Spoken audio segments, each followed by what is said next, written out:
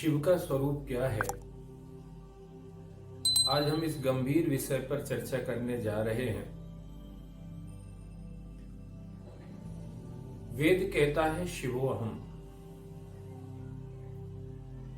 मैं शिव ही हूं। तो ये शिव है क्या? नमामि शमीशान निर्वाण रूपम विभुम व्यापकम ब्रह्म वेद स्वरूपम। ये भगवान शिव की जो स्तुति है रुद्राष्टकम में, इसमें बहुत ही विशद और गंभीर गहन वर्णन श्री तुलसीदास जी महाराज ने शिव का किया है, जिसमें वो कह रहे हैं नमामि शमीशान निर्वाण रूपम। निर्वाण का मतलब होता है मोक्ष स्वरूप। तो ये शिव तत्व जो है ये मोक्ष स्वरूप है। दूसरा एक बहुत ही प्रचलित वाक्य आपने सुना होगा, जिसको कहते हैं सत्यम शिवम सुंदरम। यहां शिव जो शब्द है ये बीच में है और सत्य पहले है और सुंदर बाद में है। बहुत ही सार गर्भित ये है सत्यम शिवम सुंदरम, जिसमें शिव को बीच में रख करके पहले सत्य और फिर सुंदर कहकर के स्पष्ट संकेत किया गया है। ये जो निर्वाण रूप शिव तत्व है, ये मोक्ष स्वरूप शिव तत्व है, ये ब्रह्म स्वरूप भगवत स्वरूप जो शिव तत्व है, यही सत्य तत्व है। क्योंकि आदि शंकराचार्य भगवान भी कहते हैं ब्रह्म सत्यम जगन मिथ्या, और तुलसीदास जी महाराज ऐसे ही लिख रहे हैं नमामि शमीशान निर्वाण रूपम विभुम व्यापकम ब्रह्म। तो ब्रह्म सत्यम, तो ये जो शिव है ये ब्रह्म ही है, कोई और तत्व दूसरा तत्व नहीं है, ब्रह्म तत्व ही है जो निर्वाण स्वरूप है। इसलिए यहां पर कह रहे हैं शिवम और उसके पहले लगा रहे हैं सत्यम। मतलब जो शिव तत्व है वो सत्य तत्व ही है। तो जो इस शिव तत्व का आश्रय लेता है, इस शिव की भक्ति करता है, इस शिव से जुड़ जाता है, शिवमय हो जाता है, उसको सत्य का बोध हो जाता है। बहुत लोग चर्चा करते रहते हैं, अरे यार ये तो बहुत झूठ बोलता है, ये बहुत झूठा है, ये ऐसा है वैसा है। माने सभी एक दूसरे से अपेक्षा करते हैं कि ये सत्य बोले, पर ये जो शिव तत्व है ये तो ऐसा तत्व है जो सिर्फ सत्य बोलना नहीं सिखाता है, बल्कि सत्य का बोध करा देता है। इसीलिए शिव को बीच में रख करके सत्यम को पहले रखा कि जो शिव तत्व है वो सत्य भी है और बाद में कह दिया सुंदर। यही सबसे सुंदर है। नाम तुम्हारा तारनहारा कब तेरा दर्शन होगा, और जिसकी रचना इतनी सुंदर वो कितना सुंदर होगा। ऐसा कहते हैं जिसने इस संसार को बनाया है। जाने त्वम ईसम विश्वस्य जगतो योन बीजयो सक्ते शिवस्य च परम यत्तद् ब्रह्म निरंतरम। जो ये सनातन ब्रह्म तत्व है यही संसार का सृजन पालन और संहार करने वाला है। तो जिसने इस संसार की रचना की है, उसका बनाया हुआ ये संसार जब इतना सुंदर लगता है हमको देखने में कि हम लोग इसके लट्टू हुए जा रहे हैं। बिल्कुल किसी को विश्व सुंदरी के खिताब दे रहे हैं, किसी को मिस इंडिया के खिताब दे रहे हैं, लट्टू हुए जा रहे हैं। और कोई अपने आप को ही दुनिया का सबसे सुंदर आदमी समझता है। कोई किसी रचना विशेष को देख करके कहता है वाह क्या सुंदरता है। पर विचार करें तो ये समझ में आता है कि जिसकी रचना इतनी, बनाने वाला तो ये शिव ही है।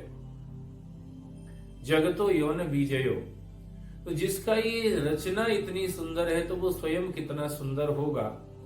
इसलिए कहा शिवम सत्यम शिवम सुंदरम। ये शिव ही सत्य है और शिव ही सुंदर है। इसका मतलब ये होता है अगर हम इस शिव से युक्त हो जाएं,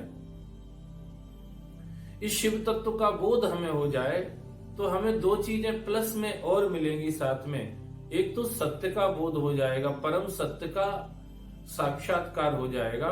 दूसरा क्योंकि इससे सुंदर कोई संसार में नहीं है, तो हमारा जीवन भी इससे जुड़ करके ऐसे सुंदर बन जाएगा जैसे गंगा नाला गंगा में मिलकर के वो भी गंगा रूप हो जाता है। आपने वो पद में सुना होगा, एक नदिया एक नार कहावत, मैलोई नीर भरो, और जब दो मिलके एक बरन भय तो सुरसरी नाम परो, प्रभु जी मोरे अवगुण चित न धरो। गंगा नाला भी जब गंगा जी में जाकर के मिल जाता है तो फिर उसको कोई गंगा नाला नहीं कहता, बल्कि वो गंगा ही कहलाने लगता है। और उस गंगा से मिले हुए गंदे नाले को भी पवित्र मान करके उसके जल को अपने हाथ में लेकर के आदमी अपने ऊपर छींटा मारता है, उसको डालता है, ओम ये बोलता है, ओम अपवित्रम पवित्रो सर्वांग स्थाव तो पिवा या स्मरे पुंडिकाक्षा सबाही अभ्यंतर शुचि। तो ये शिव तत्व ऐसा है जो मैं अंदर बाहर की शुचिता प्रदान करता है, पवित्रता प्रदान करता है। और आध्यात्मिक दृष्टि से अगर हम देखें और विचार करें तो इस बात को मानने में शायद किसी को भी कोई दिक्कत नहीं होगी। हम किसको सुंदर कहें? जिसकी नाक कान आंख शरीर ये हाड़ मांस का शरीर सुंदर दिख रहा है, चर्म से मंडित शरीर सुंदर दिख रहा है, क्या यही वास्तविक सुंदरता है? नहीं, ये वास्तविक सुंदरता नहीं है।